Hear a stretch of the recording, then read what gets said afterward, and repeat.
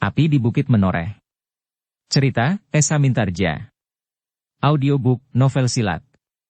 Bab 565. Demikianlah, keduanya masih saja terlibat dalam pertarungan yang sengit. Ternyata Kirangga juga seorang yang memiliki daya tahan tubuh yang tinggi, sehingga meskipun ia harus mengerahkan segala kemampuannya untuk mengimbangi Rara Wulan, namun tenaganya masih belum nampak menyusut. Pangeran Singasari dan Ki Patih Mandaraka pun kemudian naik ke panggungan. Dari atas panggungan mereka melihat seluruh arena pendadaran di alun-alun Pungkuran itu.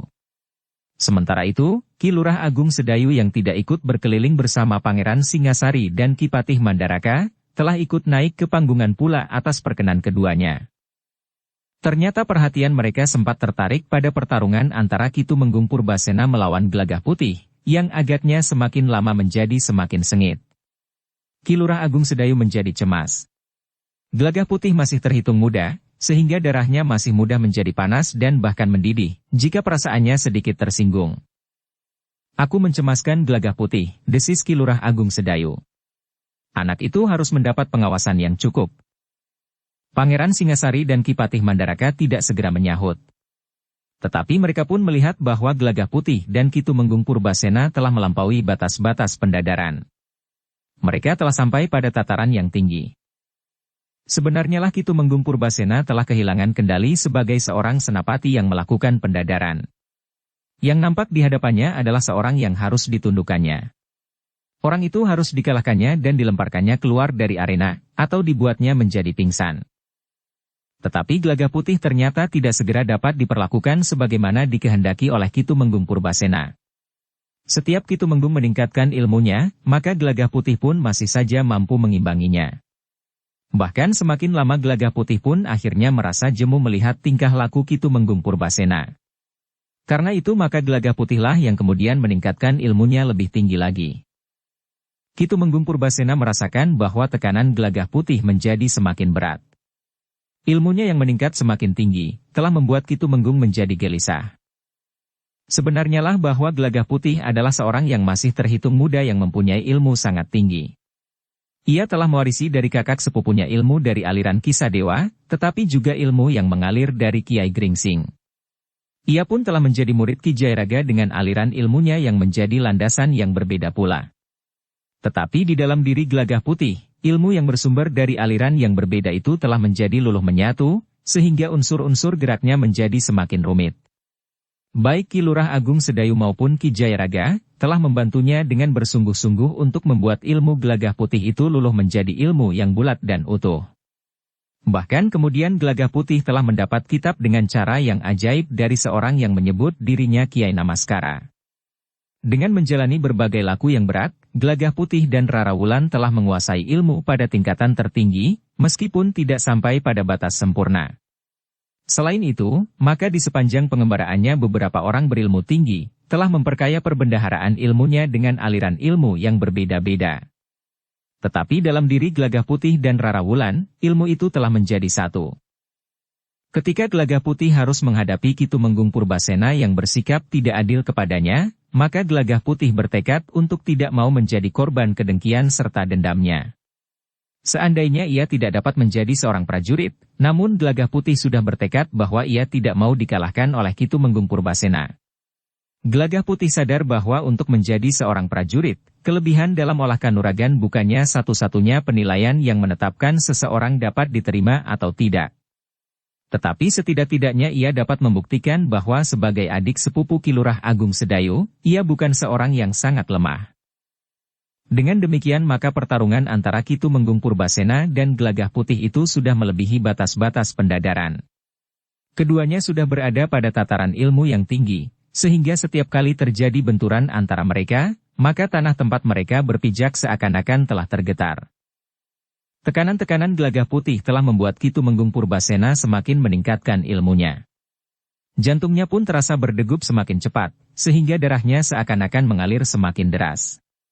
Tetapi betapapun Ki Tumenggung meningkatkan ilmunya, namun sulit baginya untuk dapat mengimbangi ilmu Gelagah Putih yang menjadi semakin rumit.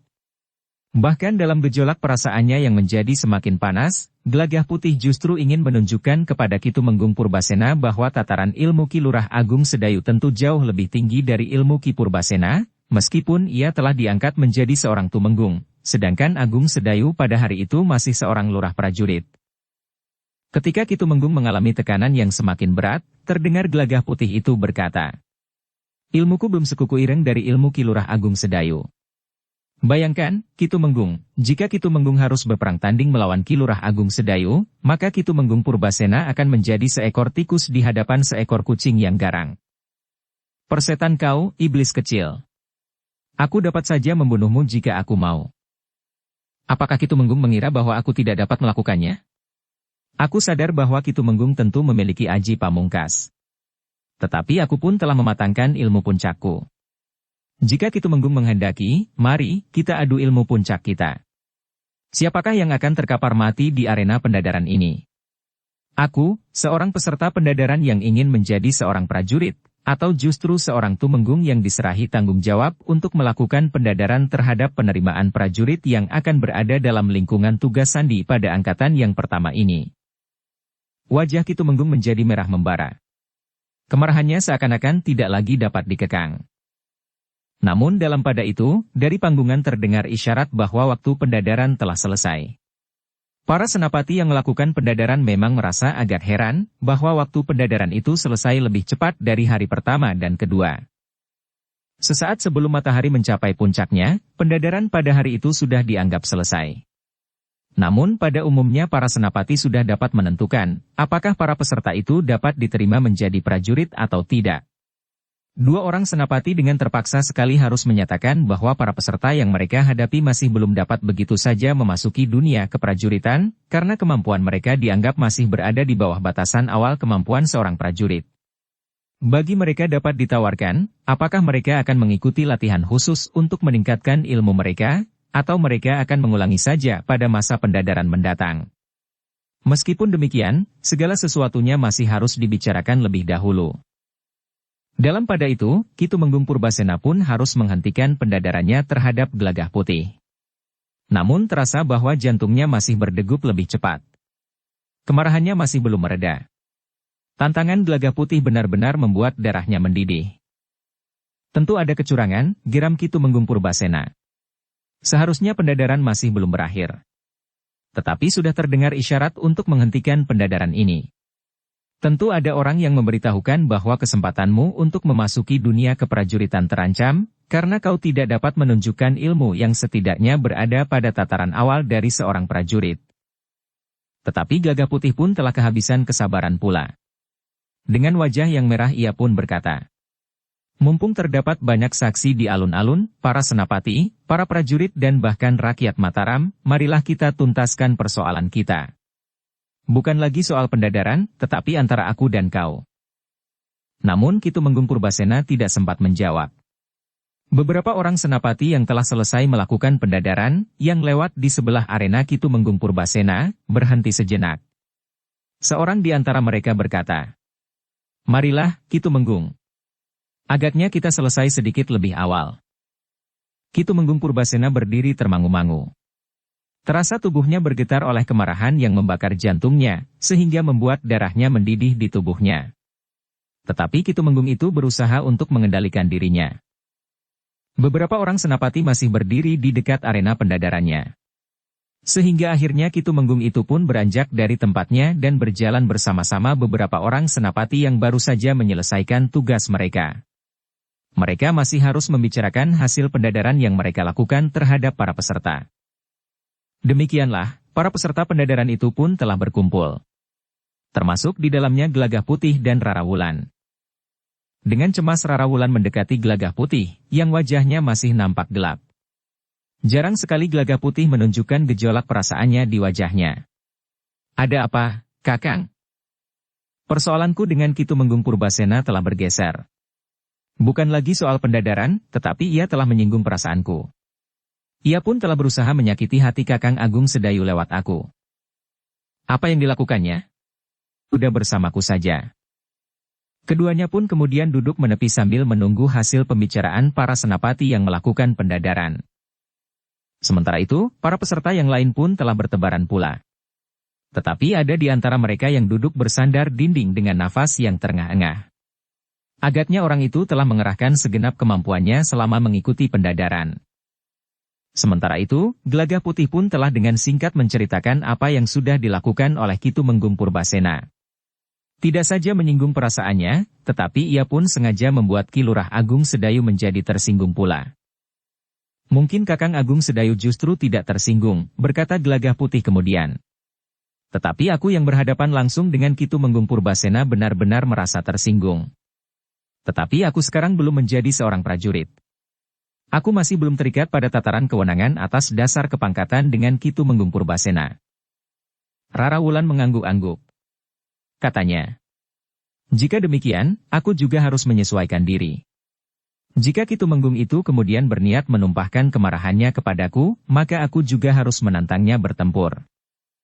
Mudah-mudahan ia tidak menyentuh perasaanmu, berkata Gelagah Putih kemudian dengan nada rendah.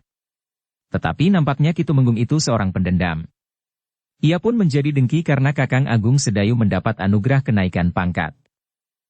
Rara Wulan pun mengangguk-angguk. Sebenarnya lah bahwa waktu pendadaran telah dipersingkat. Pangeran Singasari dan Ki Patih Mandaraka melihat bahwa yang dilakukan Ki Tumenggung Purbasena sudah melampaui batas-batas tugasnya. Karena itu, untuk mencegah kemungkinan yang lebih buruk, maka dengan terpaksa sekali Pangeran Singasari telah mengambil keputusan untuk mempersingkat waktu pendadaran. Maka kesempatan bagi para senapati untuk menilai para peserta telah cukup. Namun Pangeran Singasari dan Ki Patih Mandaraka sama sekali tidak berniat mengungkapkan sebab yang sebenarnya, kenapa waktu pendadaran menjadi lebih singkat dari biasanya.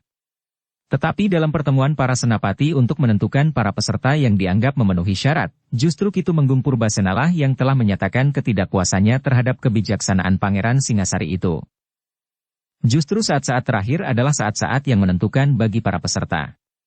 Pada saat-saat terakhir, kita akan dapat mengetahui ketahanan tubuh para peserta, kemampuan dasarnya serta kemungkinan pengembangan ilmunya.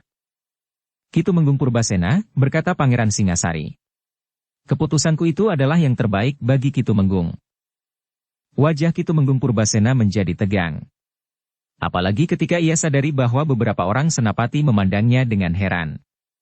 Tetapi sebelum Ki Tumenggung menjawab, Pangeran Singasari itu pun berkata, nanti aku ingin berbicara secara khusus dengan Ki Tumenggung. Sekarang, sebaiknya Ki Tumenggung bersama-sama para senapati yang melakukan pendadaran membicarakan tentang para peserta, siapakah yang pantas untuk diterima dan siapakah yang tidak. Jantung Ki Tumenggung Purbasena menjadi berdebar-debar. Agaknya Pangeran Singasari dan tentu juga Ki Patih Mandaraka memperhatikan pendadaran yang dilakukannya atas Gelagah Putih. Betapapun cerdiknya Ki Tumenggung, tetapi ia tidak akan dapat mengelabuhi Pangeran Singasari dan Ki Patih Mandaraka yang berilmu sangat tinggi itu. Nah, sekarang segala sesuatunya aku serahkan kembali kepada Ki Tumenggung. Silahkan Ki Tumenggung Purbasena membicarakan dengan para senapati. Ki Tumenggung Purbasena tidak dapat mengelak. Ia pun segera mengambil alih pimpinan dalam pertemuan itu. Para senapati pun segera memberikan laporan tentang pendadaran yang mereka lakukan. Hampir setiap orang menyebut bahwa waktunya agak lebih pendek, tetapi bagi mereka tidak berpengaruh apa-apa. Bagi mereka waktu yang lebih pendek itu sudah cukup, sehingga mereka tidak sependapat dengan Ki Tumenggung Purbasena bahwa waktu selebihnya itu merupakan waktu yang menentukan. Aku sudah yakin terhadap hasil pendadaran yang aku lakukan, berkata seorang Tumenggung. Yang lain pun menyahut. Tidak akan ada pengaruhnya di sisa waktu yang sedikit itu. Bagiku waktuku sudah cukup. Yang lain pun sependapat pula, sehingga karena itu maka Ki Tumenggung tidak dapat lagi berbicara tentang waktu. Demikianlah, maka para senapati itu pun seorang demi seorang telah memberikan laporan dengan sedikit ulasan tentang para peserta pendadaran yang mereka tangani. Dari antara mereka, ada 2 orang senapati yang dengan terpaksa melaporkan bahwa 2 orang peserta pendadaran masih belum memenuhi syarat kemampuan dasar bagi seorang prajurit. Tetapi menurut senapati yang melakukan pendadaran, mereka masih dapat diberi kesempatan mengikuti latihan untuk meningkatkan dasar kemampuan mereka pada waktu yang tertentu. Agaknya mereka akan dapat menyusul, sehingga mereka akan dapat diterima meskipun pada tataran yang selapis lebih rendah dari kawan-kawan mereka. Sehingga mereka memerlukan waktu sekitar setahun setelah berada di dunia keprajuritan, untuk dapat menyusul kawan-kawan mereka yang dapat diterima dalam pendadaran yang baru saja diselenggarakan. Namun ketika Ki Tumenggung Purbasena sendiri harus membuat pernyataan tentang pendadaran yang dilakukan atas Gelagah Putih, maka nampak bahwa Ki Tumenggung Purbasena menjadi ragu-ragu. Tetapi seorang Tumenggung justru berkata, "Apa yang Ki Tumenggung ragukan pada Gelagah Putih?" Akhirnya Ki Tumenggung Purbasena itu tidak dapat mengingkari kenyataan tentang Gelagah Putih.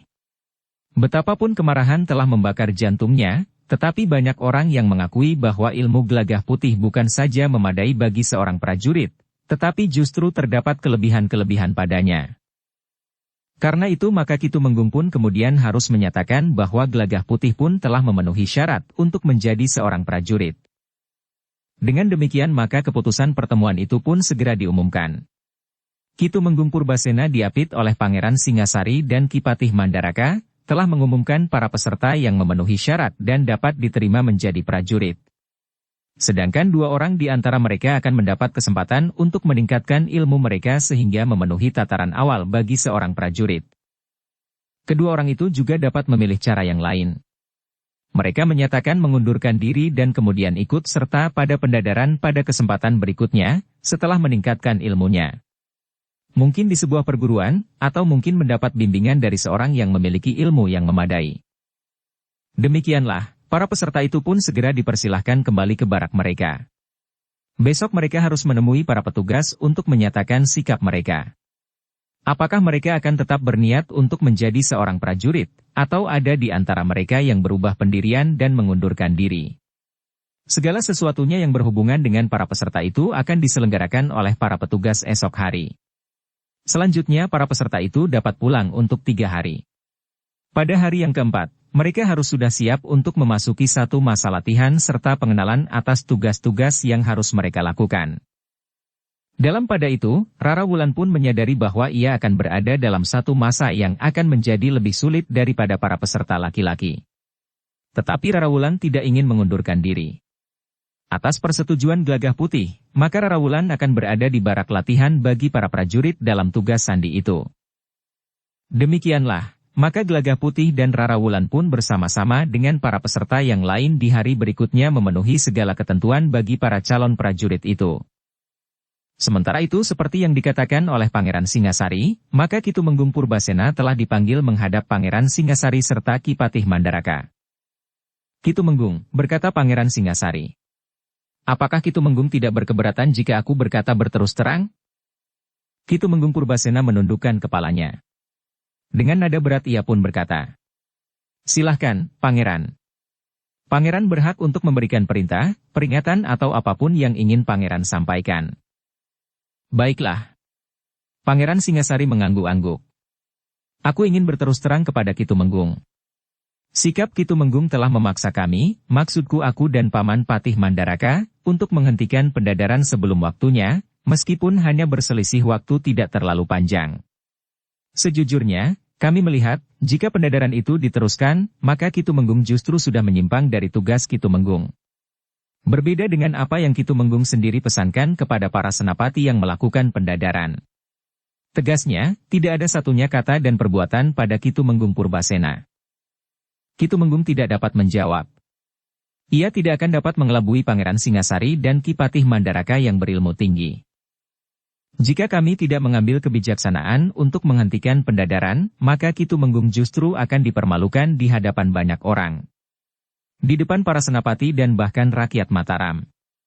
Apakah Ki Tumenggung menyadarinya? Ki Tumenggung menarik nafas panjang. Katanya, "Iya, Pangeran.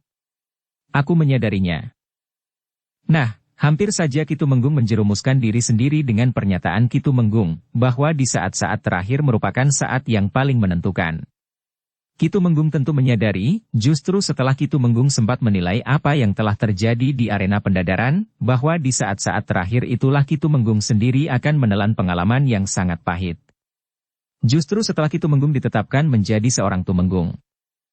Ki Tumenggung mengangguk kecil sambil menjawab. "Iya, Pangeran. Aku mengerti.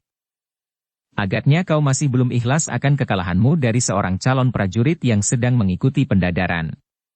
Tetapi itulah kenyataannya. Karena itu aku peringatkan, demi pangkat dan kedudukanmu, jangan kau korbankan karena dendam dan kedengkianmu itu. Bahkan sebelumnya sudah aku katakan, bahwa sebenarnya bagi Gelagah Putih dan Rara Wulan pendadaran itu tidak akan ada artinya apa-apa, kecuali sekedar memenuhi syarat. Tetapi jika kau memaksa diri untuk membendungnya, maka yang terjadi adalah sebaliknya.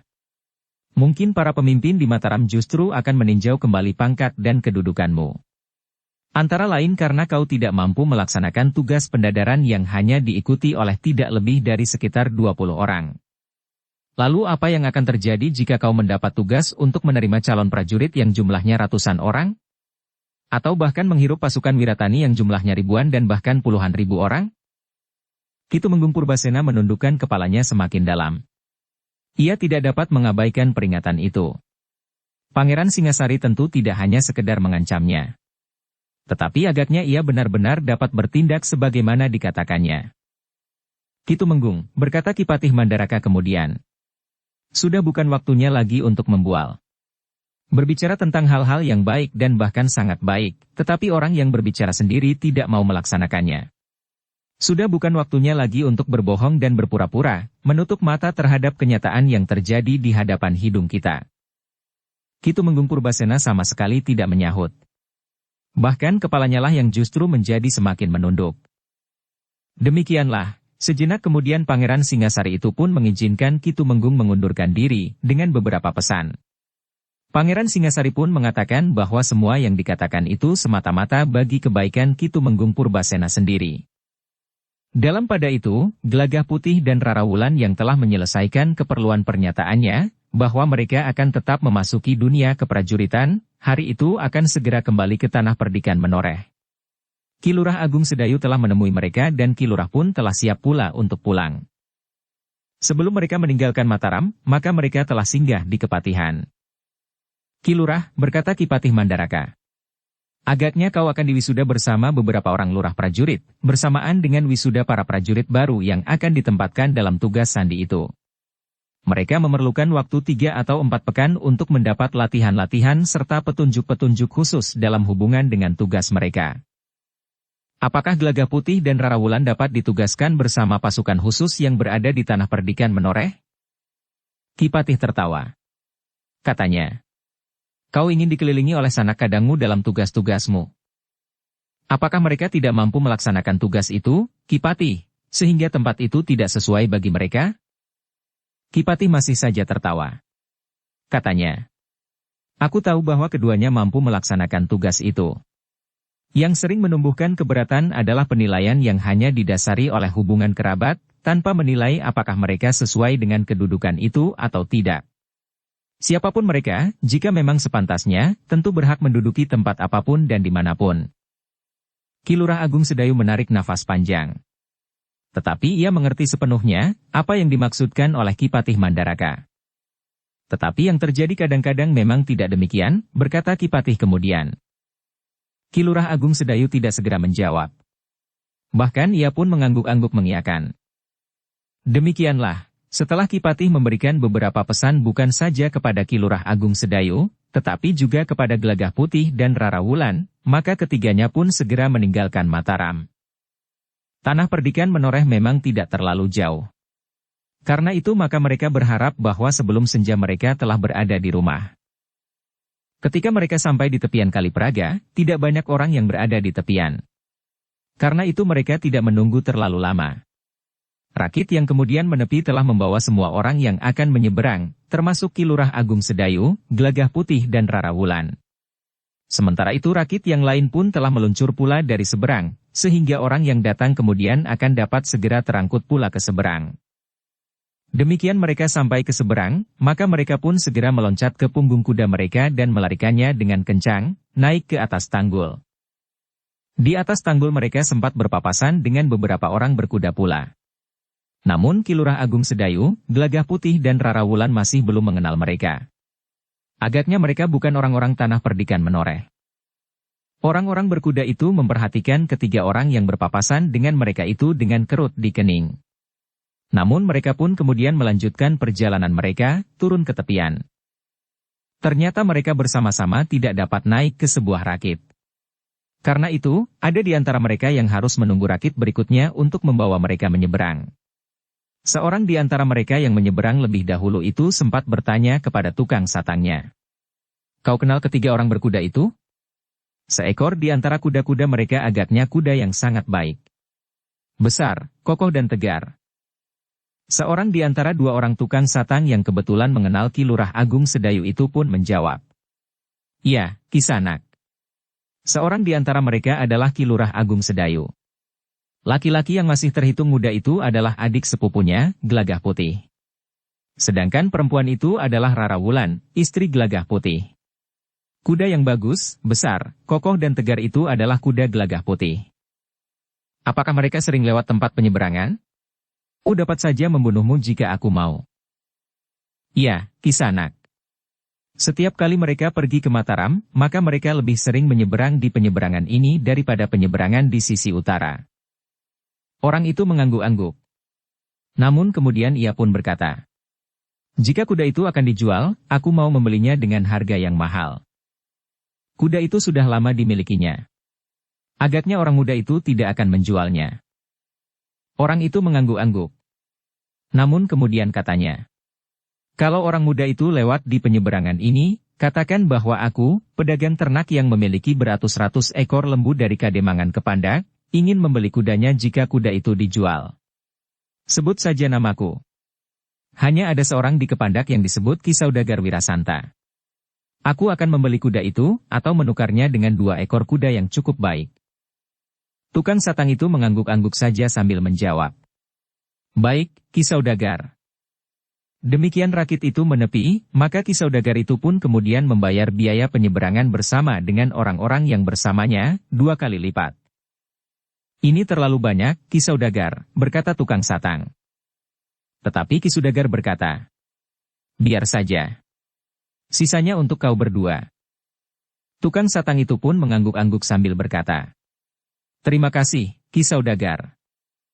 Namun demikian Ki Saudagar pergi, tukang satang yang seorang berkata, "Bukan hanya sisanya, semuanya untuk kita berdua. Jika tidak, lalu untuk siapa?" Kawannya tertawa. "Udah bersamaku saja." Tetapi keduanya tahu pasti bahwa Gelagah Putih tentu tidak akan menjual kudanya yang besar dan tegar itu. Demikianlah, Ki Lurah Agung Sedayu, Gelagah Putih dan Rara Wulan pun melarikan kuda mereka langsung ke padukuhan induk Tanah Perdikan Menoreh. Seperti yang mereka perhitungkan, sebelum senja mereka sudah berada di rumah kembali. Ketika ketiga orang itu sampai di depan regol rumah Ki Lurah, maka mereka pun segera berloncatan turun dari kuda mereka. Ketika mereka menuntun kuda-kuda mereka memasuki regol halaman, Sukra yang sedang menyapu halaman itu berlari-lari mendapatkan mereka. Sukralah yang kemudian menuntun kuda Ki Lurah Agung Sedayu dan Rara Wulan. Di belakangnya Gelagah Putih menuntun kudanya yang tegar ke kandang yang berada di belakang rumah. Sekar Mirah dan Ki Jayaraga yang baru saja mandi, telah turun ke halaman pula. Sehari penuh Ki Jayaraga berada di sawah bersama Sukra. Nampaknya Sukra juga ingin segera mengetahui, apakah Gelagah Putih dapat diterima menjadi prajurit Mataram. "Tentu," jawab Gelagah Putih sambil membusungkan dadanya.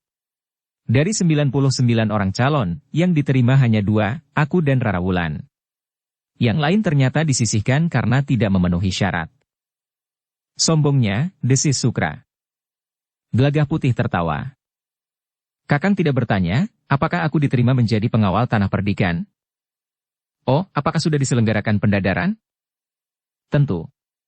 Tanah Perdikan tidak perlu menunggu Kakang Gelagah Putih.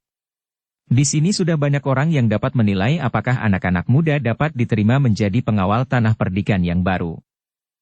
Gelagah Putih pun tertawa berkepanjangan. "Kau sekarang menjadi semakin lucu," berkata Gelagah Putih. "Tetapi kau sendiri tidak pernah tertawa. Wajahmu terlalu dingin, seperti embun pagi yang melekat di daun talas.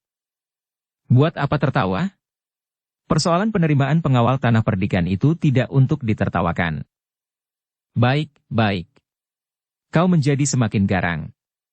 Aku tahu bahwa kau telah diterima pula menjadi pengawal Tanah Perdikan. Karena itu maka kau justru mempertanyakan, kenapa aku tidak bertanya kepadamu tentang pengawal Tanah Perdikan itu. Aku adalah anak muda termuda yang mengikuti pendadaran. Tetapi aku adalah anak muda terbaik dalam pendadaran itu. Bagus, sahut Gelagah Putih. Aku ikut bangga. Bukankah kau belajar oleh kanuragan dari aku? Ya. Sukra mengangguk. Tetapi aku selalu kau tinggal pergi. Kau jarang-jarang berada di rumah. Jika Kakang lebih banyak berada di rumah, aku tentu sudah menjadi lebih baik dari sekarang. Pada saatnya aku akan banyak tinggal di rumah. Pada saatnya. Sukra menirukan, sehingga Gelagah Putih pun tertawa pula. Demikianlah, sejenak kemudian mereka yang baru datang itu pun bergantian mandi. Baru kemudian setelah lampu minyak di ruang dalam dinyalakan, maka Ki Lurah Agung Sedayu berdua, Gelagah Putih dan Ki Jayaraga, duduk bersama di ruang dalam. Rara Wulan masih sibuk di dapur bersama Sukra membuat minuman hangat, yang kemudian dibawanya ke ruang dalam. Sambil meletakkan minuman hangat itu, Rara Wulan pun kemudian ikut duduk pula bersama mereka. Sambil menghirup wedang serai yang hangat dengan gula kelapa, maka mereka pun telah berbincang tentang masa-masa pendadaran yang ditempuh oleh Gelagah Putih dan Rara Wulan, di antaranya tentang beberapa orang yang mula-mula kurang menghargainya, justru karena ia seorang perempuan. Namun akhirnya segala sesuatunya dapat berjalan dengan lancar. Apalagi ketika ia bertemu dengan prajurit yang pernah dikenalnya. Baik di Mataram maupun di medan pertempuran, maka para prajurit itu pun lebih banyak membantunya. Gelagah Putihlah yang kemudian bercerita tentang sikap Ki Tumenggung Purbasena. Ternyata Ki Tumenggung Purbasena itu merasa sakit hati ketika Kakang Agung Sedayu ditetapkan menjadi pemimpin pasukan khusus yang berada di Tanah Perdikan. Ki Tumenggung Purbasena yang saat itu juga masih seorang lurah, sebenarnya menginginkan tugas itu. Ki Lurah Agung Sedayu menarik nafas panjang. Keberadaan pasukan khusus di Tanah Perdikan Menoreh itu tidak begitu saja dibentuk. Sebagian dari para prajurit yang ada di barak pasukan khusus itu pada mulanya adalah anak-anak muda Tanah Perdikan. Namun pasukan itu pun akhirnya berkembang menjadi semakin besar. Bahkan pasukan khusus itu masih akan dikembangkan lagi di masa datang, sejalan dengan anugerah pangkat yang akan diterima oleh Ki Lurah Agung Sedayu. Dengan demikian maka pasukan khusus di Tanah Perdikan Menoreh itu nanti akan dipimpin oleh seorang Rangga, yang sudah diberitahukan oleh Ki Patih Mandaraka, adalah Agung Sedayu itu sendiri. Agaknya Ki Tumenggung Purbasena itu masih tetap menginginkan kedudukan senapati pada pasukan khusus di Tanah Perdikan itu, berkata Ki Lurah Agung Sedayu. Mungkin, Kakang. Tetapi jika aku ceritakan hal ini kepada Kakang, bukannya aku ingin mengadu, tetapi semata-mata agar Kakang mengetahuinya. Apabila jika Ki Tumenggung itu masih berbuat aneh-aneh, maka Kakang sudah tidak terkejut lagi. Ki Lurah Agung Sedayu mengangguk-angguk. Kemungkinan itu memang masih ada, apalagi saat ia akan menerima anugerah pangkat, yang masih harus menunggu para calon prajurit yang akan mendapatkan bimbingan khusus tentang tugas-tugas mereka untuk beberapa pekan. Tetapi sebenarnya lah bahwa Ki Lurah Agung Sedayu sendiri tidak merasa tergesa-gesa. Baginya, jika ia akan menerima anugerah itu, maka ia akan mengucapkan terima kasih. Karena anugerah itu merupakan wujud anugerah dari Yang Maha Agung, sehingga anugerah itu memang harus dijunjung tinggi. Tetapi seandainya anugerah itu akan diterima pada saat yang masih harus ditunggu, maka ia akan menunggu dengan sabar. Ia tidak merasa perlu untuk menggigih mangsa, mempercepat beredarnya waktu. Namun Ki Lurah Agung Sedayu itu pun kemudian berkata, nampaknya Ki Tumenggung Purbasena telah kehilangan kendali diri. Itulah sebabnya Pangeran Singasari dan Ki Patih Mandaraka harus menghentikan pendadaran agak lebih cepat. Agaknya kau pun sudah menjadi seperti orang mabuk. Gelagah Putih tertawa pendek. Katanya, ya, aku memang sudah menjadi seperti orang mabuk. Bahkan aku seakan-akan tidak lagi menyadari apa yang aku katakan dan apa yang aku lakukan pada waktu itu. Baiklah. Aku akan berhati-hati menanggapi sikap Ki Tumenggung Purbasena. Tetapi kaulah yang masih harus lebih berhati-hati. Jangan biarkan perasaanmu terlalu kau manjakan. Bukankah masih Ki Tumenggung Purbasena yang akan memimpin penyelenggaraan bimbingan tugas bagi para calon prajurit dalam tugas sandi itu? Karena itu, masih mungkin saja ia berbuat aneh-aneh terhadap kalian berdua. Terutama Gelagah Putih. Tetapi yang menjadi sasaran sebenarnya bukan aku sendiri, Kakang. Ia ingin menyinggung perasaan Kakang. Karena aku adik sepupu Kakang, maka mungkin aku akan dapat menjadi alat baginya untuk menyinggung perasaan Kakang. Ki Lurah menarik nafas panjang. katanya. Baiklah. Kita memang harus bersabar menghadapi orang-orang yang kecewa, seperti Ki Tumenggung Purbasena. Gelagah Putih mengangguk-angguk. Tetapi darah mudanya agaknya telah membawanya kepada satu sikap, bahwa ia akan menghadapi Ki Tumenggung Purbasena jika Ki Tumenggung itu tetap saja dengan sengaja menyinggung perasaannya. Ketika kemudian malam menjadi semakin gelap, maka Sekar Mirah dan Rara Wulan pun kemudian bangkit berdiri dan pergi ke dapur untuk menyiapkan makan malam mereka. Setelah makan malam, mereka masih berbincang sejenak. Ki Jayaraga mengeluh tentang hujan yang agaknya tidak sesuai dengan peredaran musim. Hujannya terlalu sedikit. Bahkan kadang-kadang beberapa hari tidak ada hujan sama sekali. Air di parit menjadi semakin kecil, meskipun sampai saat ini masih mencukupi jika ditata dengan tertib. Bukankah di tanah perdikan ini penataan air terhitung tertib, sahut Gelagah Putih. Ya. Itulah untungnya para petani di tanah perdikan ini. Jarang sekali, atau bahkan tidak pernah terjadi, perselisihan yang keras karena memperebutkan air. Ketika malam menjadi semakin malam, maka setelah membenahi mangkuk-mangkuk yang kotor, mereka, terutama yang baru datang dari Mataram, segera pergi beristirahat. Pagi-pagi sekali Gelagah Putih telah bangun.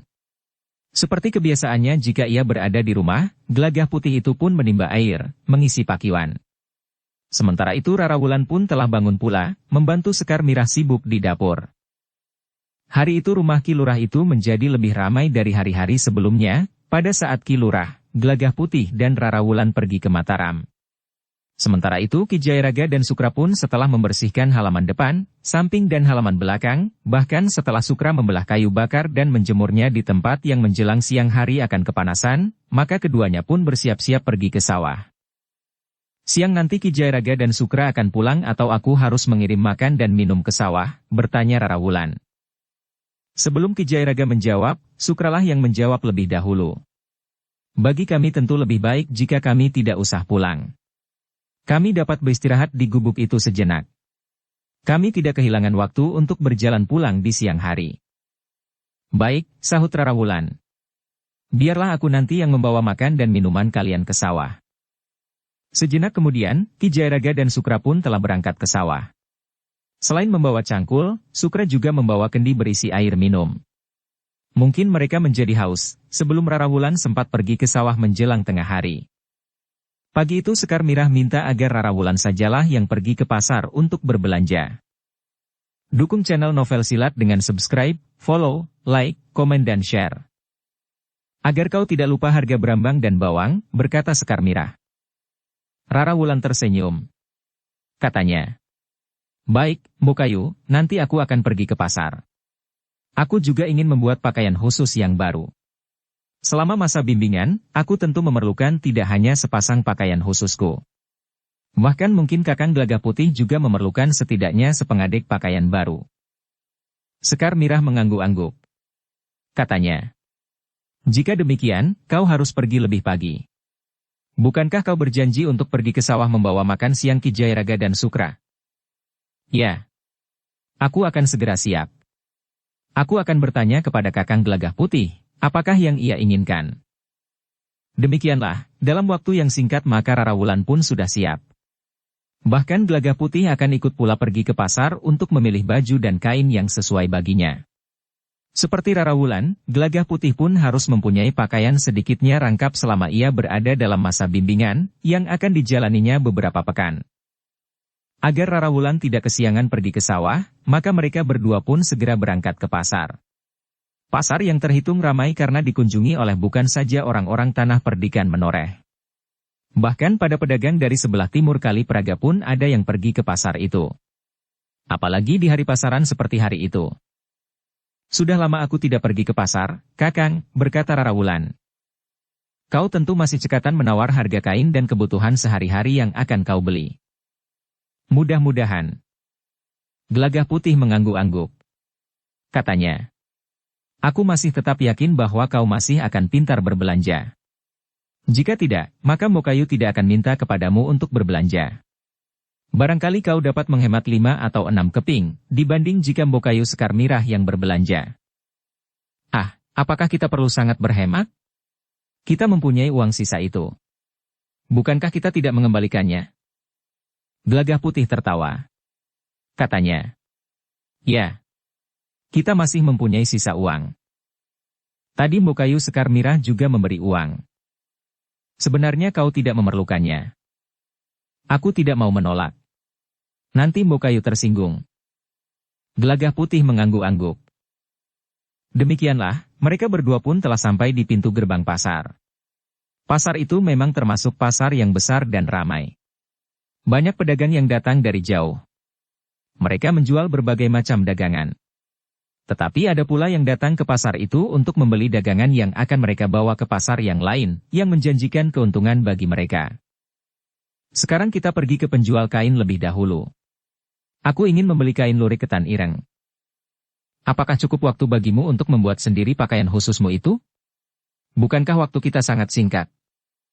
Tentu saja. Aku dapat menyelesaikannya dalam sehari semalam. Jika nanti aku mulai, maka esok siang pakaian itu tentu sudah jadi. Gelagah Putih mengangguk-angguk. Memang sulit untuk dapat membeli pakaian khusus yang sudah jadi, karena pakaian jenis itu adalah pakaian yang tidak terbiasa dibutuhkan. Tetapi bagi Gelagah Putih, tidak ada masalah dengan pakaiannya. Ia dapat membeli baju yang sudah jadi, serta kain yang tinggal memakainya saja. Ketika Gelagah Putih dan Rara Wulan memasuki gerbang pasar, beberapa orang yang telah dikenalnya kebetulan juga berada di pasar. Tetapi mereka tidak mempunyai waktu banyak untuk saling berbincang, karena mereka datang ke pasar dengan keperluan mereka masing-masing. Ternyata Gelagah Putih dan Rara Wulan tidak memerlukan waktu banyak untuk membeli kain yang mereka perlukan. Rara Wulan tidak termasuk seorang perempuan yang mempunyai pilihan yang sulit atas warna dan susunan anyaman kain. Karena itu maka Rara Wulan pun memilih warna yang sederhana. Lurik ketan ireng yang berwarna hitam gelap. Sedangkan Gelagah Putih juga seorang yang tidak terlalu lama memilih. Ternyata Gelagah Putih justru menyesuaikan diri. Ia pun telah memilih baju lurik ketan ireng pula. Dari tempat para pedagang kain, keduanya pun pergi ke tempat para pedagang kebutuhan sehari-hari serta sayur-sayuran. Ternyata Rara Wulan Cekatan juga berbelanja. Namun tiba-tiba saja Gelagah Putih yang hanya mengikutinya saja berdesis. "Aku mau berbicara dengan Yusanta sebentar." "Yusanta siapa?" "Yusanta yang tinggal di sebelah Banjar." "Oh, apakah ia juga berbelanja?" Bukan hanya berbelanja, tetapi Yusanta masih saja suka memamerkan perhiasannya. Agaknya ada orang yang mengikutinya. Yusanta tentu membawa pula uang banyak di dalam kaba pandannya itu. Aku akan memperingatkannya agar ia berhati-hati. Ajak saja ia kemari. Biar kita pulang bersama-sama. Gelagah Putih pun kemudian meninggalkan Rara Wulan dan mendekati seorang perempuan yang sedang berbelanja.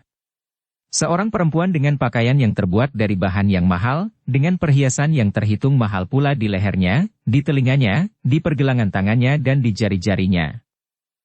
Ketika Gelagah Putih lebih memperhatikan perempuan itu, maka Gelagah Putih melihat bahwa tidak hanya seorang yang mengikutinya.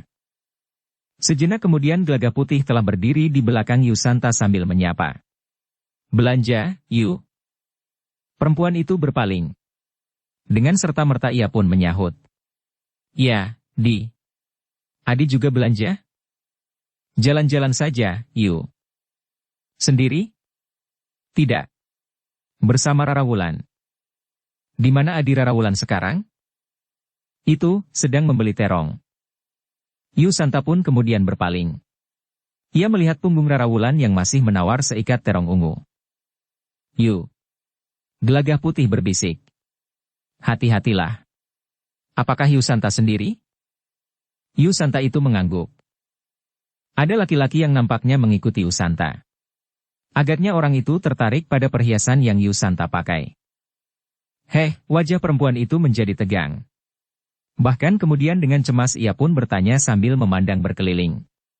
"Yang mana, Adi? Yang mana?" "Jangan berpaling kepadanya, Yu. Tetap saja tenang dan menahan diri. Tetap saja berbicara dengan wajar." Yusanta menjadi pucat. Di luar sadarnya ia telah meraba kalung dan gelangnya. "Yu, jika Yusanta telah selesai, marilah. Nanti Yusanta pulang bersama kami. Tetapi pada kesempatan lain, sebaiknya Yusanta tidak usah memakai perhiasan-perhiasan itu jika pergi ke pasar." Iya, Di." Aku mengerti. Beruntunglah aku bertemu Adi di sini. Sekarang, silahkan selesaikan dahulu. Mungkin masih ada yang Yusanta ingin beli. Agaknya Rara Wulan juga masih akan membeli keperluan dapur. Aku akan membeli bersama Adi Rara Wulan saja. Kalau begitu, marilah. Yusanta itu pun kemudian mengikuti Gelagah Putih ke tempat Rara Wulan membeli terong ungu, justru pada saat Rara Wulan membayar harga terong itu.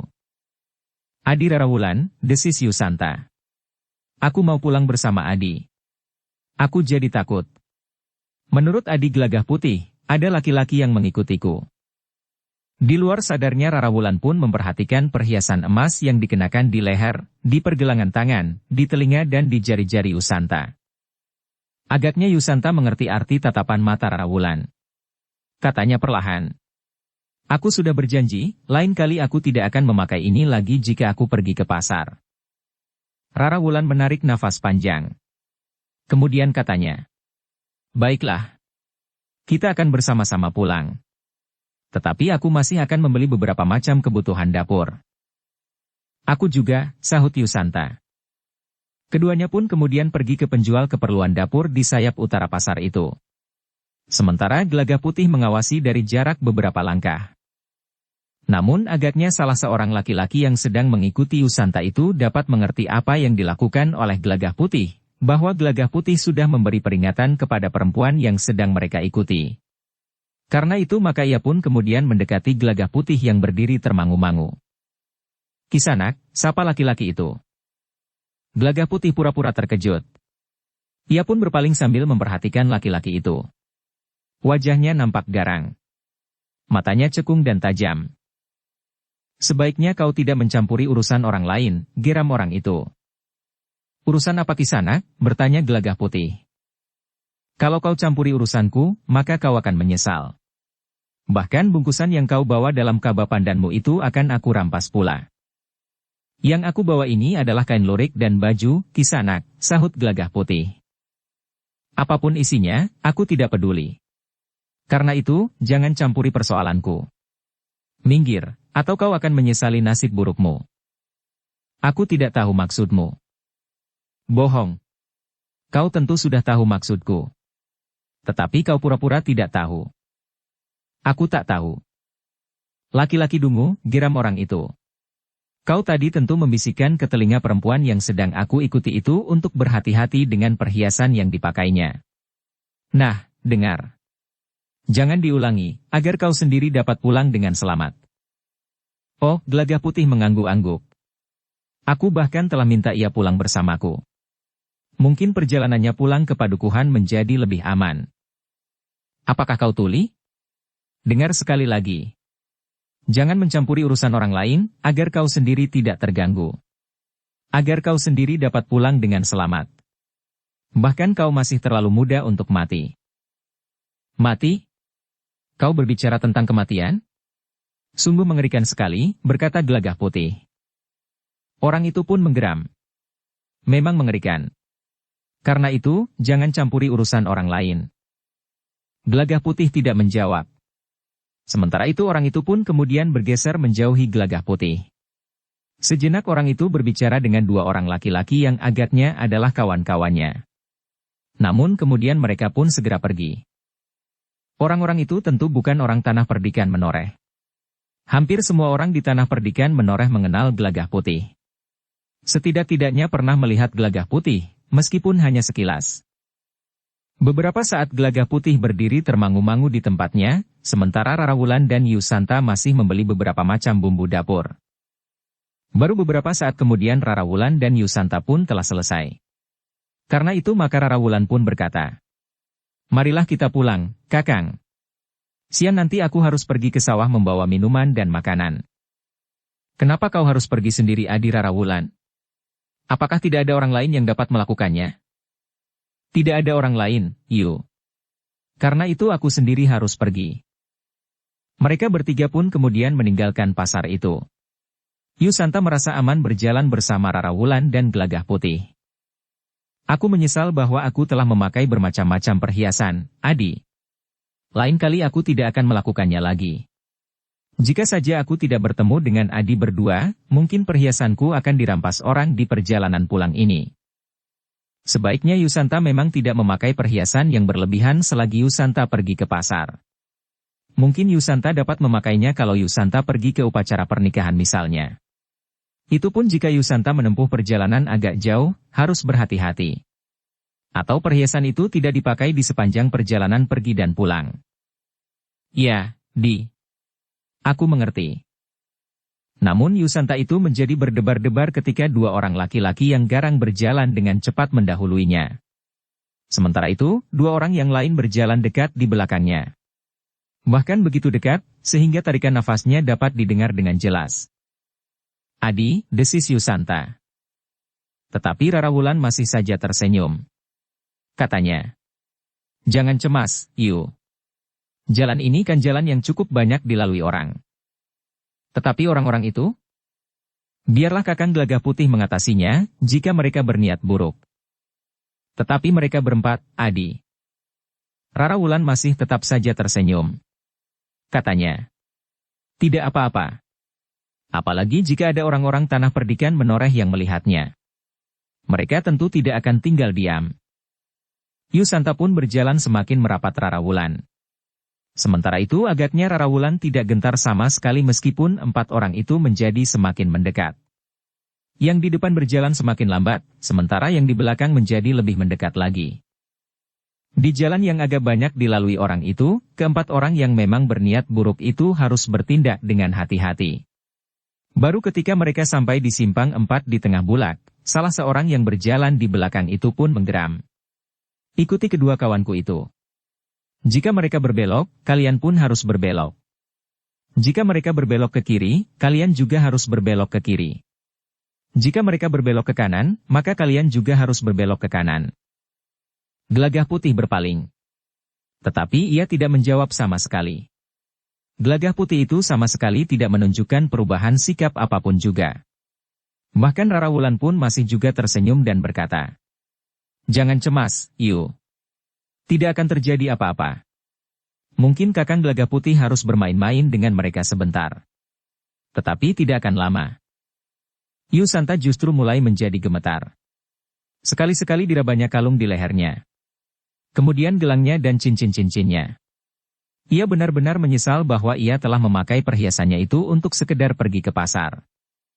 Beberapa langkah lagi, mereka akan sampai di simpang 4. Ternyata kedua orang yang berjalan di depan itu pun telah berbelok ke kiri. Jalan yang lebih kecil dan agak sepi. Tetapi Gelagah Putih justru berbisik. Kita akan berbelok ke kanan. Tetapi kita harus mengikuti mereka, suara Yusanta menjadi gemetar. Gelagah Putih justru tertawa. Bukankah kita dapat menentukan langkah kita sendiri? Kita bukan pengikut mereka. Kita bukan budak mereka. Tetapi mereka dapat mengancam kita. Aku pun dapat mengancam mereka. Yusanta tidak sempat menjawab. Rara Wulan telah menggandengnya, justru berbelok ke kanan. Kedua orang yang berjalan di belakang mereka itu pun terkejut melihat sikap ketiga orang itu. Justru karena itu, mereka terdiam sesaat. Namun kemudian seorang di antara mereka membentak. Hei! Apakah kalian tuli? Gelagah Putih dan Rara Wulan pura-pura tidak mendengarnya. Sementara Yusanta menjadi semakin gemetar. Tetapi Rara Wulan menggandengnya, sehingga Yusanta masih dapat melangkahkan kakinya meskipun seakan-akan hanya diseretnya saja. Sementara itu, mendengar kedua orang kawannya yang berjalan di belakang ketiga orang itu membentak, dua orang yang berjalan di depan pun segera berhenti dan berpaling. Mereka pun menjadi heran bahwa ketiga orang itu justru berbelok ke kanan, dan sama sekali tidak menghiraukan kawannya yang membentak mereka. Hei! Berhenti! Berhenti kalian bertiga, teriak orang yang tertua di antara mereka. Tetapi Gelagah Putih dan Rara Wulan tidak berhenti. Dengan demikian maka Yusanta pun ikut hanyut bersama mereka. Berhenti, keempat orang itu berteriak hampir bersamaan. Namun Gelagah Putih sama sekali tidak menghiraukannya. Dengan demikian maka keempat orang itu pun menjadi sangat marah. Mereka berlari-lari kecil menyusul Gelagah Putih dan kedua orang perempuan yang berjalan bersamanya. Ketika keempat orang itu menyusulnya, Yusanta menjadi benar-benar ketakutan. Tubuhnya gemetar, sedangkan jantungnya berdetak semakin cepat. Tidak apa-apa, Yu. Tidak apa-apa. Rara Wulan menghiburnya. Dalam pada itu, seorang di antara keempat orang itu pun membentak hampir berteriak. Apakah kalian benar-benar tuli? Heh? Kenapa kalian tidak mendengar kata-kata kami? Gelagah Putih termangu-mangu sejenak. Dengan nada tinggi ia pun bertanya. Kalian berbicara dengan kami? Anak iblis. Kau jangan membuat kami menjadi semakin marah. Sekarang tidak usah banyak berbicara. Aku inginkan perhiasan perempuan itu. Kalung, gelang, subang, cincin serta tusuk kondenya. Bahkan juga uangnya. Ia tentu membawa uang banyak. Jika ada yang mencoba menghalangi, maka aku akan mengambil nyawanya. Gelagah Putih melangkah maju, sementara Rara Wulan pun mendekap Yu Santa yang menjadi hampir pingsan. Jangan menakut-nakuti Mbokayuku, Kisanak. Ia menjadi sangat ketakutan karena kau mengancam akan mengambil perhiasan yang dikenakannya. Sekarang pergilah. Kami akan pulang. Kami adalah orang-orang tanah perdikan ini, sementara kalian agaknya orang asing di sini. Sadari, jika tetangga-tetangga kami melihat kalian menyamun kami, maka kalian akan menjadi lumat. Tubuh kalian akan luka arang keranjang. Karena itu pergilah. Jangan ganggu kami, karena kami berada di rumah kami sendiri. Persetan kau. Cepat berikan. Jangan mengulur waktu untuk menunggu tetangga-tetanggamu berdatangan. Semakin banyak mereka yang mencampuri urusanku, maka korbannya pun akan menjadi semakin banyak pula. Karena itu, yang terbaik bagi kalian adalah segera menyerahkan perhiasan-perhiasan itu. Maaf, Kisanak. Kau kira perhiasan-perhiasan Mbokayuku itu dipungut dari parit itu, sehingga dengan begitu saja diberikan kepada kalian? Mbokayuku menabung sejak masih perawan hingga anaknya sudah menjadi jejaka sekarang ini. Kalau kau menginginkan perhiasan seperti yang dipakai Mbokayuku itu, kau pun harus bekerja keras dan menabung sedikit demi sedikit. Bukan menjadi peminta-minta seperti yang kau lakukan sekarang. Cukup, teriak seorang yang wajahnya paling garang di antara mereka berempat. Tubuhnya tidak terlalu tinggi, tetapi orang itu nampak kokoh dan menakutkan. Apalagi kumisnya yang tebal melintang di bawah hidungnya yang tebal pula. Tetapi Gelagah Putih pun menyahut. Bagus. Kalau sudah cukup, pergilah. Kemarahan keempat orang itu sudah tidak tertahankan. Karena itu, hampir bersamaan keempat orang itu pun segera bergerak mendekati Gelagah Putih.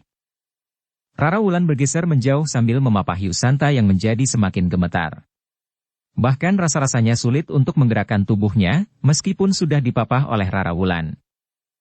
Kau akan menyesali kesombonganmu, geram orang bertubuh tidak begitu tinggi dan berkumis tebal itu. Tetapi masih ada waktu bagimu untuk menyelamatkan diri, jika kau berikan perhiasan Mbokayumu itu segera. Tidak, Kisanak. Kami tidak akan memberikannya. Orang berkumis melintang itu pun kemudian berkata kepada kawan-kawannya. Urusi orang itu. Aku akan mengambil perhiasan itu sendiri.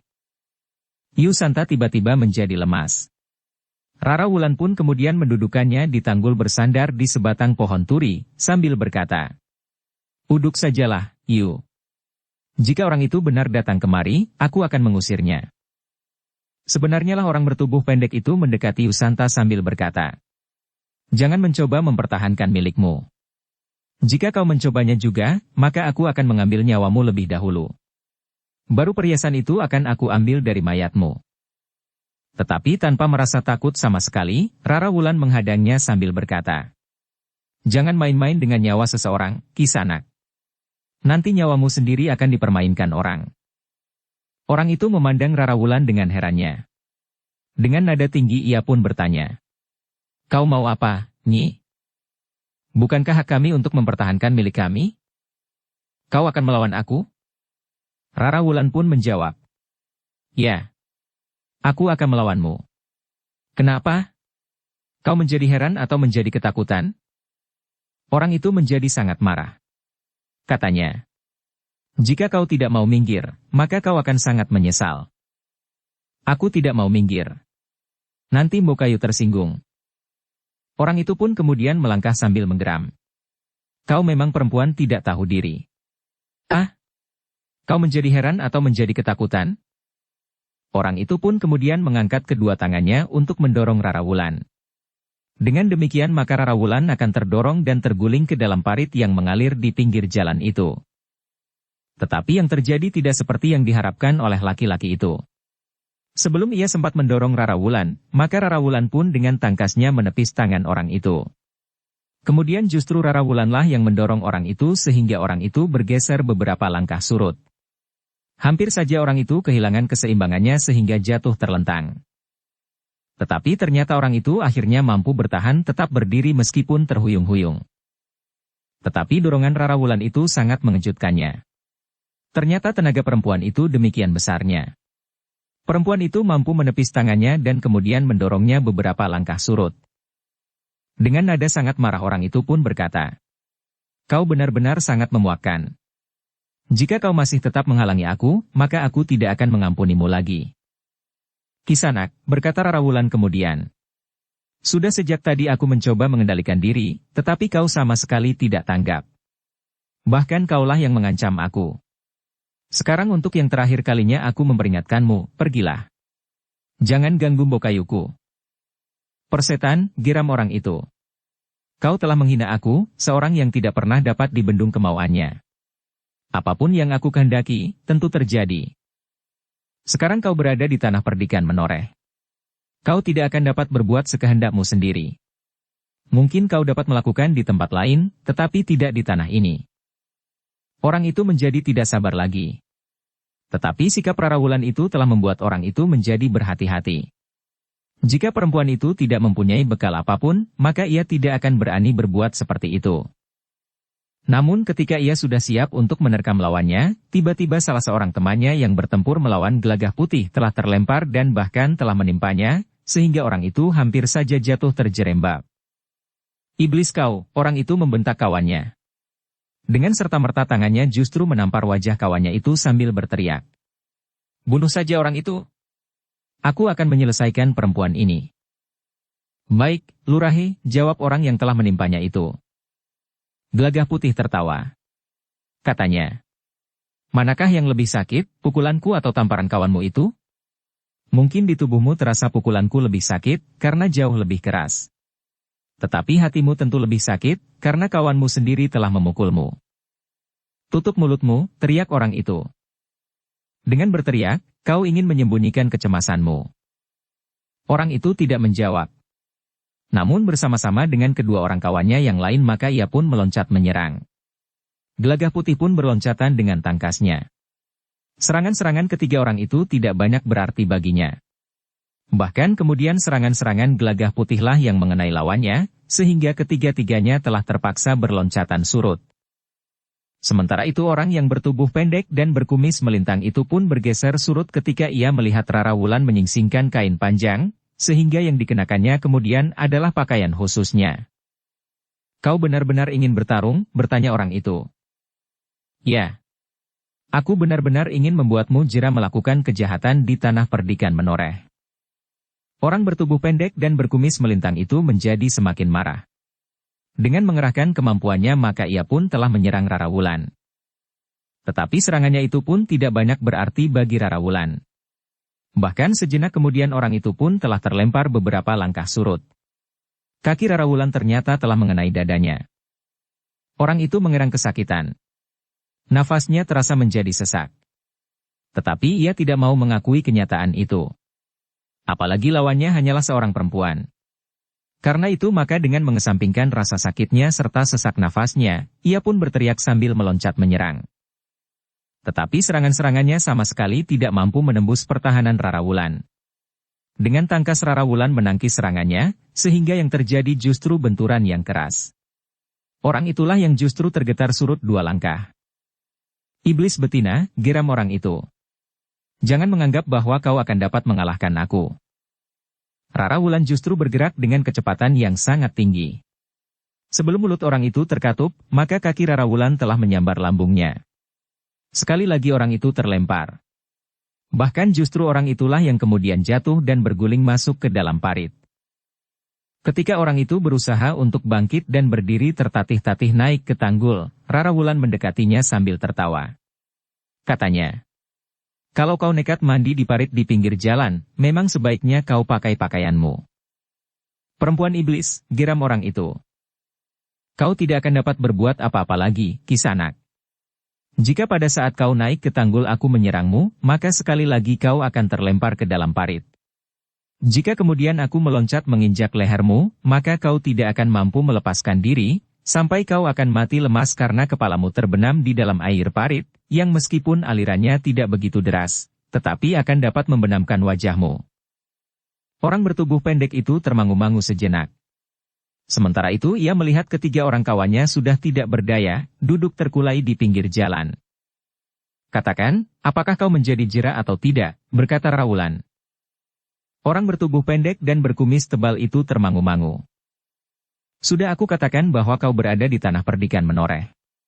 Kau tidak dapat main-main di sini. Bokayu yang akan kau rampas perhiasannya memang tidak seliar aku dan beberapa orang lainnya di tanah perdikan ini.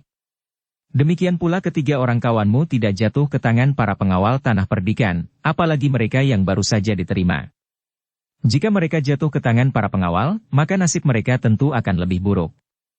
Bahkan mungkin mereka masih harus menjalani hukuman cukup lama. Nah, apa katamu? Orang itu termangu-mangu sejenak. Nampaknya ketiga orang kawannya memang sudah tidak berdaya. Akhirnya orang itu memang harus menerima kenyataan. Ia tidak akan dapat mengalahkan perempuan itu. Bahkan jika laki-laki yang telah mengalahkan ketiga orang kawannya itu melibatkan diri, maka ia tentu akan semakin mengalami kesulitan. Nah, apa katamu? Apakah kau masih akan melawan? Atau aku harus memanggil para pengawal tanah perdikan? Tidak. Jangan. Aku menyerah. Aku tidak akan mengganggu orang tanah perdikan ini lagi. Tidak hanya orang tanah perdikan ini. Tetapi orang manapun juga dan kapanpun juga. Pasar itu terletak di tanah perdikan, meskipun di padukuhan yang berada di pinggir tanah perdikan. Aku akan memberitahukan kepada petugas di pasar itu. Jika kalian melakukannya lagi terhadap siapapun, maka para pengawal tanah perdikan akan membuat kalian menjadi lumat seperti debu. Kami benar-benar telah menjadi jera. Tidak hanya di pasar yang terletak di tanah perdikan. Pokoknya di mana-mana, kau harus menghentikan perbuatan kalian yang terkutuk itu. Dengan pertanda yang kami punya atas anugerah dari penguasa di Mataram, kami dapat memburu kalian kemana saja kalian pergi, tidak hanya di tanah perdikan menoreh. Bahkan kami mendapat pelilah untuk berhubungan dan minta bantuan para prajurit Mataram dimanapun mereka berada. Kami akan berhenti. Kami benar-benar tidak akan melakukannya lagi. Ingat kata-kata kami. Jika ternyata kalian ingkar, maka bukan hanya kalian yang akan menderita, tetapi seluruh keluarga kalian. Orang tua, mertua, istri, anak-anak dan semua ipar, dan keluarga yang manapun juga, akan mengalami peristiwa yang sangat pahit. Kami berjanji. Jika demikian, pergilah. Kalian membuat kami menjadi sangat muak. Demikianlah. Maka orang bertubuh pendek dan berkumis tebal itu pun telah memerintahkan kepada ketiga orang kawannya untuk bangkit dan pergi meninggalkan tempat itu. Tertatih-tatih ketiga orang yang telah bertempur melawan Gelagah Putih itu berusaha untuk bangkit berdiri. Terasa seluruh tubuh mereka menjadi sakit. Tulang-tulangnya bagaikan telah menjadi retak. Namun mereka berempat pun kemudian telah pergi meninggalkan Gelagah Putih, Rarawulan dan Yusanta. Marilah, Yu, ajak Rarawulan. Mereka telah pergi. Mereka tidak akan mengganggu Yusanta lagi, dan bahkan mereka berjanji untuk tidak mengganggu siapapun. Jika mereka melanggar janji itu dan sempat kami dengar, maka kami akan memburu mereka sampai dapat. Terima kasih, Adi Rarawulan. Jika aku tidak bertemu Adi berdua, mungkin perhiasanku sudah tidak aku miliki lagi. Sudahlah. Tetapi Yusanta pun harus berjanji bahwa Yusanta tidak akan memakai perhiasan-perhiasan Yusanta yang mahal itu ke pasar. Ya. Aku berjanji. Ternyata aku menjadi sangat ketakutan. Demikianlah, mereka bertiga pun bergegas melanjutkan perjalanan mereka pulang. Bahkan Rarawulan pun nampak sedikit tergesa-gesa, karena masakan harus siap sebelum matahari mencapai puncak langit. Mudah-mudahan Bokayu Sekar Mirah sudah mulai masak apa saja yang dapat disiapkan lebih dahulu. Demikian mereka sampai ke padukuhan induk, maka Rarawulan pun berkata, "Nah, Yusanta, sekarang kau sudah aman. Kita sudah sampai di rumah. Silahkan segera pulang. Aku juga akan segera bekerja di dapur. Bokayu Sekar Mirah tentu sudah menunggu. Aku takut, Di. Tolong antar aku sampai ke rumah. Kita sudah di rumah sekarang. Tetapi jika aku bertemu dengan mereka di tikungan, mereka tidak akan berani memasuki padukuhan induk ini, Yu. Jangankan padukuhan induk, mereka tentu sudah keluar dari tanah perdikan ini. Tetapi aku takut, Di. Baiklah. Biar Kakang Gelagah Putih mengantarkan Yusanta. Aku akan membawa kebutuhan dapur ini pulang. Baiklah, sahut Yusanta. Sebelumnya aku mengucapkan terima kasih. Gelagah Putihlah yang kemudian mengantar Yusanta pulang. Sebenarnya lah bahwa Yusanta telah dicengkam oleh ketakutan yang sangat yang masih belum dapat dilupakannya begitu saja, meskipun ia melihat sendiri bahwa orang-orang yang berniat buruk itu tidak berdaya menghadapi Gelagah Putih dan Rara Wulan. Beberapa saat kemudian, Yusanta yang diantar oleh Gelagah Putih pun telah memasuki halaman rumahnya. Sambil berteriak memanggil-manggil, Yusanta itu berlari naik ke pendapa rumahnya. Kakang! Kakang Santa! Aku takut, Kang. Karena tidak segera ada jawaban, Yusanta itu berteriak lagi memanggil suaminya. Kakang! Kakang Santa! Aku takut! Kisanta yang ada di ruang dalam terkejut mendengar istrinya berteriak. Ia pun segera berlari membuka pintu peringgitan. Demikian pintu terbuka, maka dengan serta-merta Yusanta itu mendekap suaminya sambil menangis. Kang, aku takut. Takut? Apa yang terjadi? Yusanta tidak segera menjawab. Tetapi ia justru terisak-isak di dada suaminya. Wajah Kisanta menjadi merah. Dipandanginya Gelagah Putih yang berdiri di depan pendapa rumahnya termangu-mangu. Tiba-tiba saja Kisanta itu pun mendorong istrinya ke samping. Dengan langkah-langkah panjang Kisanta pun menyeberangi pendapa rumahnya, kemudian turun ke halaman. Sambil bertolak pinggang ia pun berkata, jadi itukah yang kau lakukan, Gelagah Putih? Kau masih muda, dan aku pun tahu bahwa kau memiliki ilmu yang tinggi. Tetapi apakah dengan ilmumu yang tinggi itu kau berhak menakut-nakuti perempuan, apalagi sepadukuhan, dan yang pantas menjadi mbokayumu? Gelagah Putih terkejut sekali. Rasa-rasanya bagaikan disambar petir luput. Gelagah Putih, berkata Kisanta kemudian. Kau dapat mengganggu mbokayumu, tetapi bunuh dahulu aku. Jangan kau kira bahwa aku bukan seorang laki-laki. Meskipun aku tahu bahwa aku tidak akan dapat melawanmu. Apa yang kau katakan kepada Kang Santa, Yu? Bertanya Gelagah Putih. Tetapi Yusanta tidak sempat berbicara.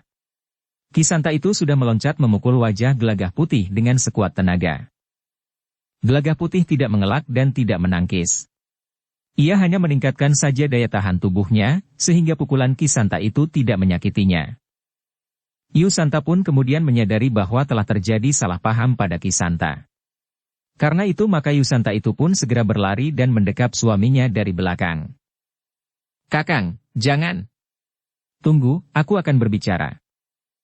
Tidak ada yang harus dibicarakan, Nyi. Jika Gelagah Putih ingin membunuhku, biarlah ia membunuhku.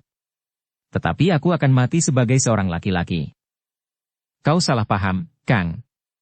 Kau salah. Apanya yang salah? Bukankah aku suamimu? Tetapi kenapa kau justru menjadi marah kepada adik Gelagah Putih? Kakang, kau justru harus berterima kasih kepadanya dan berterima kasih kepada Adi Rara Wulan. Heh, kenapa aku harus berterima kasih? Aku telah dicegat oleh 4 orang penyamun, Kang. Penyamun? Penyamun apa maksudmu? Apakah di siang hari seperti ini ada penyamun? Apa pula yang akan mereka rampas? Kang, aku memang salah. Aku telah mengenakan perhiasanku ketika aku pergi ke pasar. 4 orang telah mengikutiku untuk merampas perhiasanku. Ketika aku sampai di tempat yang sunyi, maka mereka mulai mencegatku. Tetapi aku pulang dari pasar bersama Adi Gelagah Putih dan Adi Rara Wulan. Merekalah yang telah mengusir para penyamun itu. Heh, itulah yang terjadi, Kang. Kalau begitu aku telah keliru menanggapi sikapmu. Ya, Kakang terlalu tergesa-gesa mengambil sikap. Kalau begitu aku harus minta maaf kepada Adi Gelagah Putih. Ternyata aku benar-benar tidak tahu diri. Tetapi Gelagah Putih pun berkata, "Sudahlah. Biarlah nanti Yusanta menjelaskan persoalannya sampai sejelas-jelasnya. Sekarang aku minta diri." Ketika Gelagah Putih pergi meninggalkan halaman rumah Yusanta, maka masih terdengar Ki Santa itu memanggilnya. "Adi Gelagah Putih! Adi!" Gelagah Putih memang berpaling. Ia mengangkat tangannya sambil tertawa pendek. Tetapi Gelagah Putih tidak berhenti. "Nyi, bagaimana ini Nyi, jika Gelagah Putih marah? Bahkan jika Ki Lurah Agung Sedayu dan Ki Gede Menoreh marah? Kenapa kau lambat sekali memberi keterangan kepadaku? Kau sudah semakin tua, Kang, tapi kau masih saja seorang pemarah. Sekarang kau terbentur pada satu sikap yang salah. Apalagi terhadap Adi Gelagah Putih. Aku akan menyusulnya, Nyi. Aku harus minta maaf. Jika Gelagah Putih mau menghukumku, biarlah ia melakukannya." Sebelum Ki Santa menyusul Gelagah Putih, Nyi Santa sempat menjelaskan apa yang sebenarnya terjadi. Tentang 4 orang penyamun yang menginginkan perhiasannya. "Baik. Aku harus menemuinya." Setelah membenahi pakaiannya dengan berganti baju, maka Ki Santa itu pun segera pergi menyusul Gelagah Putih.